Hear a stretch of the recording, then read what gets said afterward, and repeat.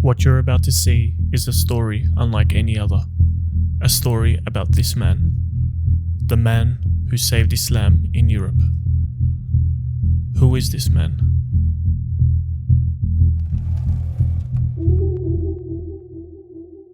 Alija Ali Izetbegovic, the first democratically elected president of Bosnia and Herzegovina, formerly a part of the Socialist Federal Republic of Yugoslavia? What's Yugoslavia? Balkan communist state formed after World War II, once a part of the Ottoman Empire. Oh, that explains there being Muslims. What about Alija? Islamic philosopher and author who was sent to prison. Oh my god, how did he become a president? Led his nation through the Bosnian War. When was that? Started in 1992 and ended in 1995. Between different ethnicities, Muslims, Serbs and Croats. Bosnian Serbs led by Radovan Karadzic, no surprise there. And hang on, what's this? The Bosnian War was characterized by bitter fighting, indiscriminate shelling of cities and towns, ethnic cleansing. Oh my god, I need to know more about you.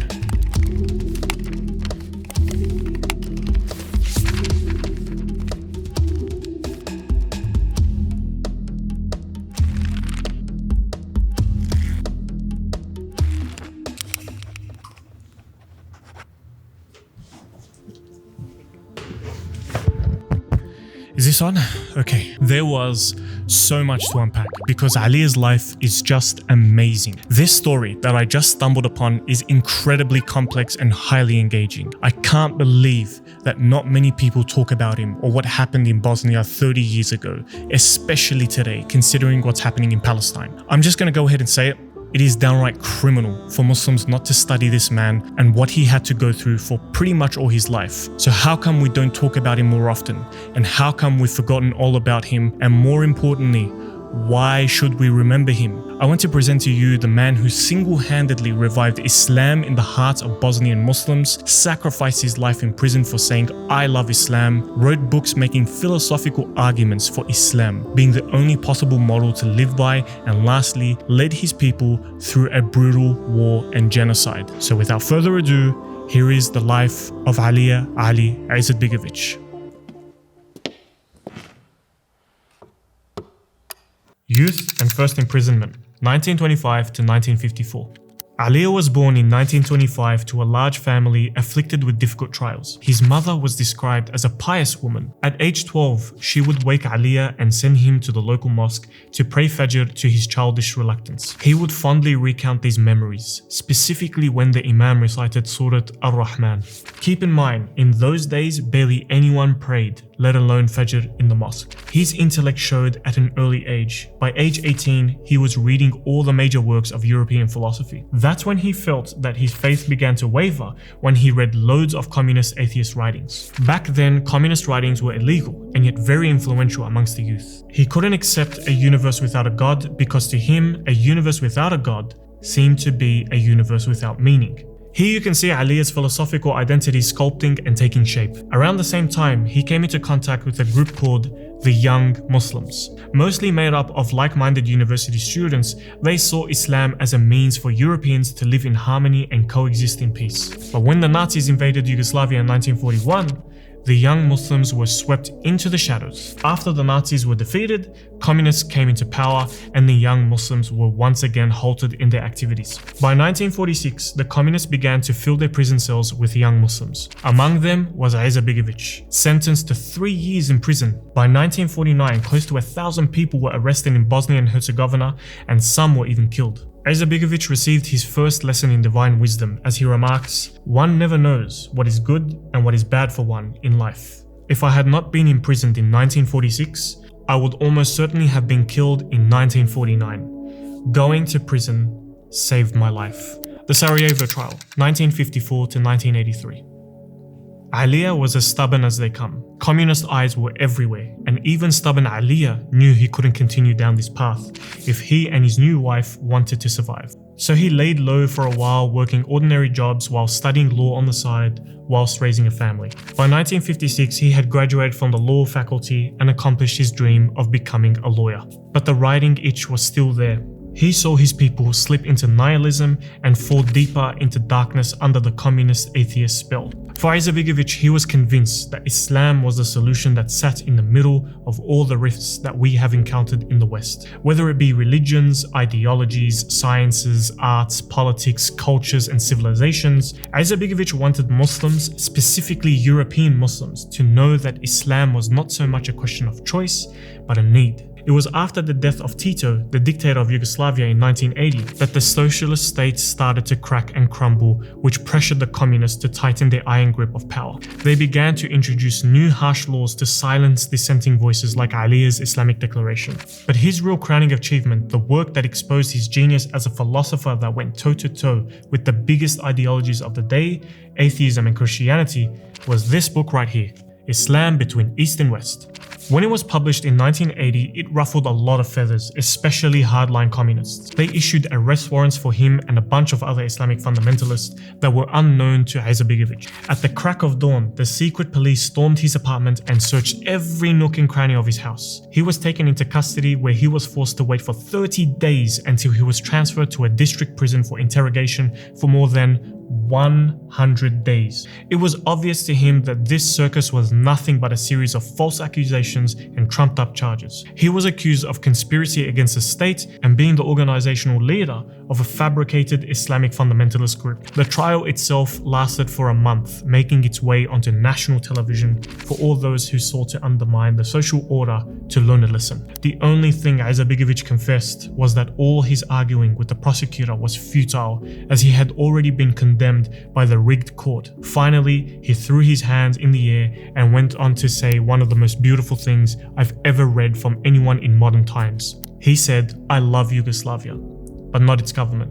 I am not being tried for having violated the laws of this land, for I have not done so. I am being tried for having transgressed some unwritten rules by which individual power holders in our midst impose their own standards of the prohibited and the permissible, without regard for the Constitution and the law. By all appearances, I have gravely transgressed those unwritten rules. I therefore state, I am a Muslim, and so shall I remain.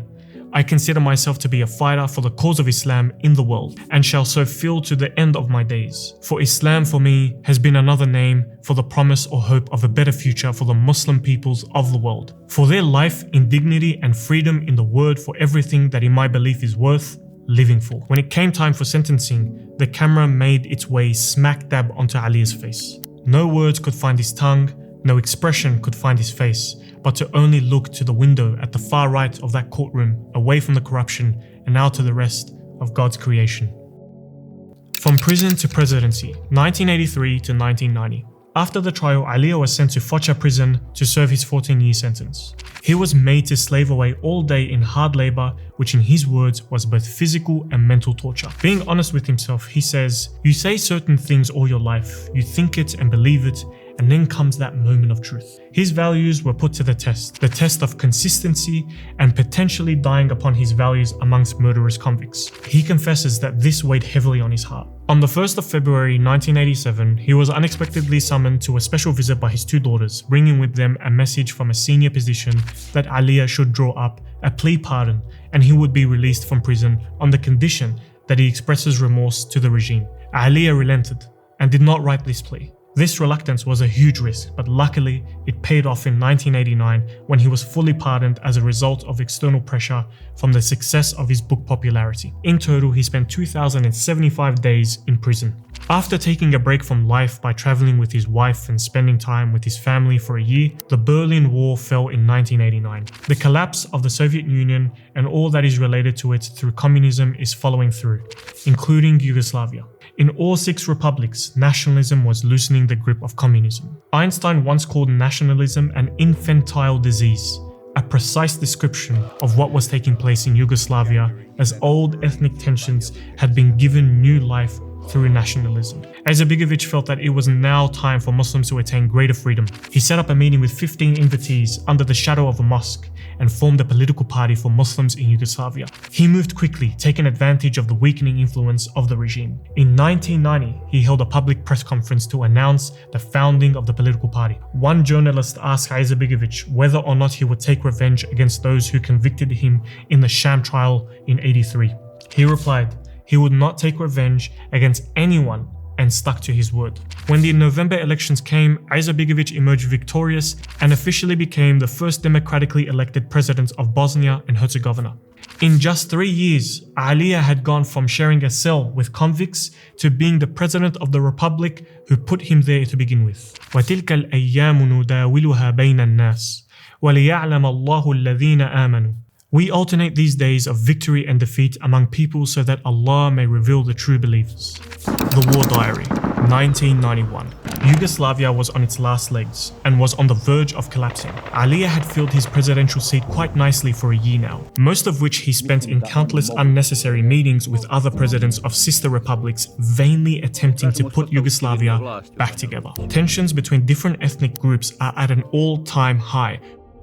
Izetbegovic had the added side quest of fending off Serb and Croat vultures from partitioning and devouring Bosnia. You know, like how Europe did to the Arab countries. There were simply too many issues to deal with for Bosnia and Herzegovina to stay in the disintegrating Yugoslavia. Alija knew it, and his Balkan counterparts knew it. He wrote in his autobiography that the issue came down to one essential matter. The individual states felt that they had no autonomy as a result of Serbian hegemony built into the fabric of communist Yugoslavia from its foundation. This issue, coupled with the persistent economic woes from a swelling debts and spiraling inflation, made things worse. So it was no surprise when the news came of Slovenia's independence followed by Croatia. This was a sign for Izetbegovic to get out before Bosnia remained a minority in Serbian-dominated Yugoslavia. Izetbegovic was crystal clear that the process of declaring independence should be a peaceful one. Equal rights and total freedom for all citizens, no exceptions. In the next National Assembly, Izetbegovic proposed the idea of independence. Bosnian Serbs walked out of the assembly, accusing the rest of the assembly of wanting a Muslim republic. The people voted for a sovereignly independent Bosnia in 1992. The celebration of Bosnia's independence was short-lived, as the SDS Bosnian Serb political party forged autonomous zones, ignoring the government's authority in Sarajevo. Izetbegovic called it out as a direct demolition of the republic, a clear sign of impending conflict for the Bosnian people. This was the writing on the wall, and everyone could see it, especially Alija. But he was a natural leader, and leaders know better than to deprive people of hope. His striving for peace, justice, and freedom shines brightest in the last speech of that year, where he ends on a quote from a poet. "I swear to God Almighty that we shall not be slaves." The War Diary, 1992.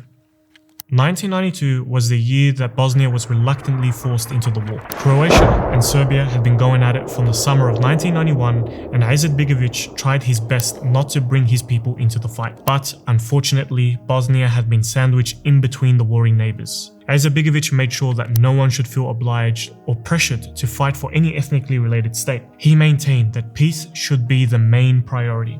Meanwhile, Serbia and Croatia's leaders, Slobodan Milosevic and Franjo Tuđman, locked in their battle, were sending their Bosnian counterparts, Radovan Karadzic and Mate Boban, to discuss a ceasefire. Great news, right? Well, not exactly, as they would only agree to a ceasefire if they agreed on a partition plan of Bosnia and Herzegovina. The only reason why they didn't do it is because they couldn't agree on who gets what amount of Bosnia. Looks like their greed was kind of good and not so good for the Bosnian Muslim.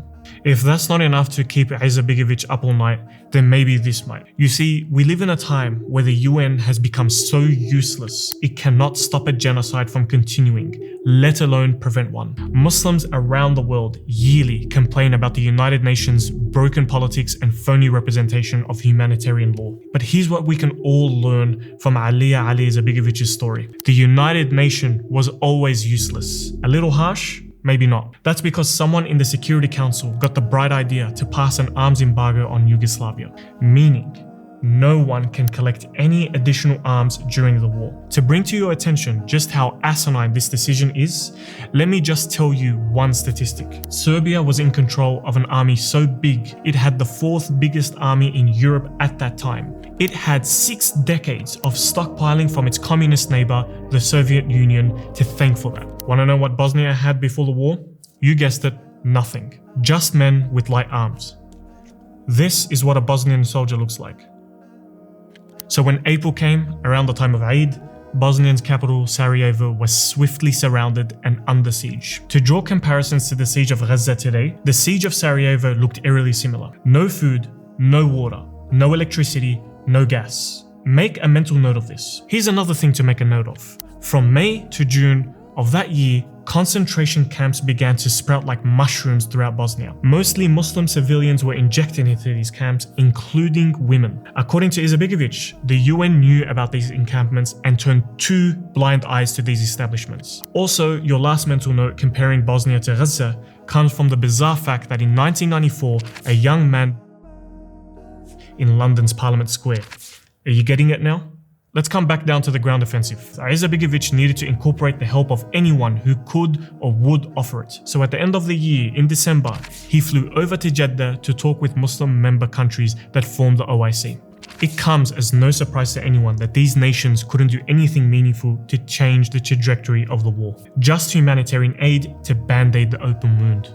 At least, Alija took the opportunity to perform the Umrah and make dua for his people in the shadow of the Kaaba. The War Diary, 1995.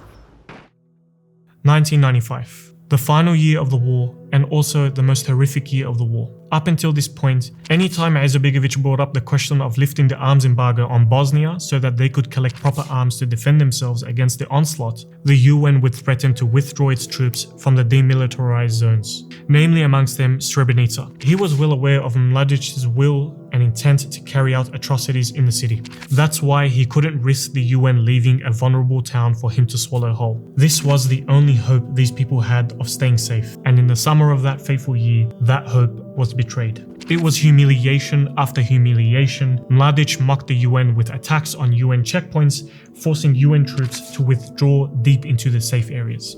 To restore its credibility, the UN announced it was reinforcing its positions. The Serbs reacted hastily before this could happen, so they took 55 UN troops hostage. The International Committee decided to not risk the troops' safety, and so they did nothing. If one can make the analogy of a bargain, then the UN made one of the most bloodiest and irresponsible bargains in history.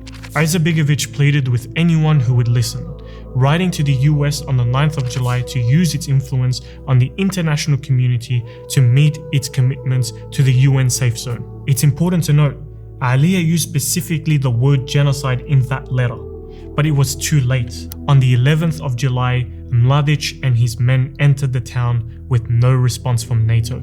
On the 14th, 15th and 16th, it was a total bloodbath of mass murder. 20,000 women and children were forced out as the Serb forces systematically carried out a planned liquidation of young boys and non-combatant men. Satellite images showed massacres being carried out on prisoners and civilians. One intercepted call that Alija heard himself was a conversation between a troop and his officer.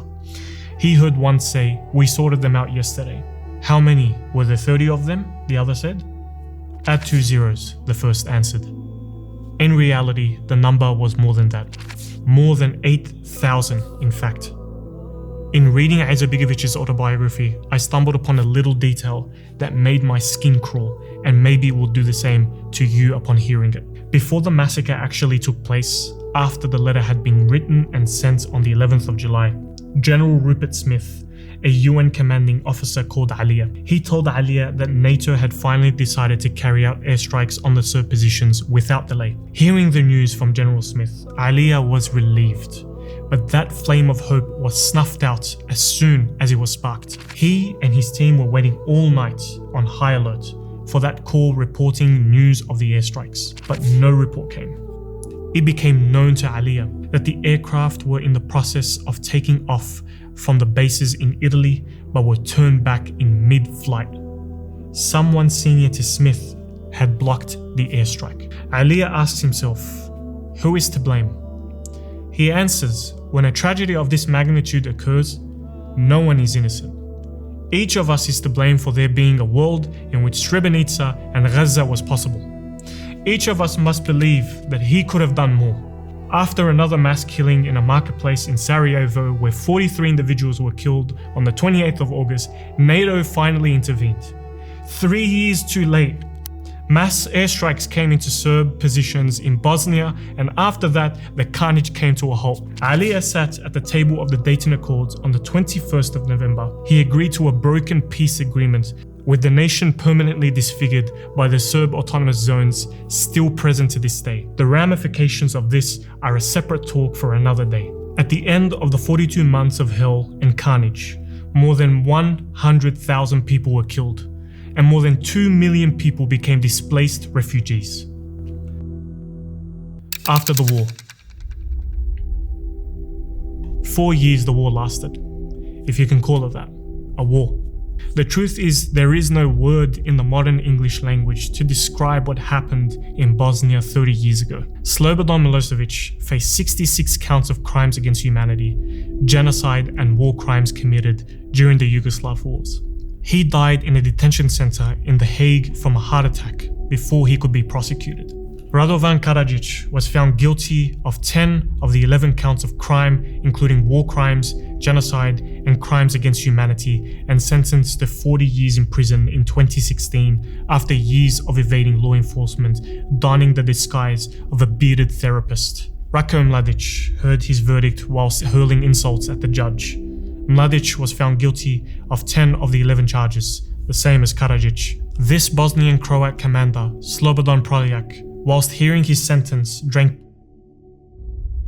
in front of the cameras for the world to see. Every single one of their legacies is sealed as being monsters for all to witness. Alija Ali stands among them, an honourable leader, free of such atrocities, honoured and respected by all. After being voted in for another term in 1996, he served till 2000. He was 74 years old and became frail, sick and fatigued. He voluntarily stepped down citing poor health.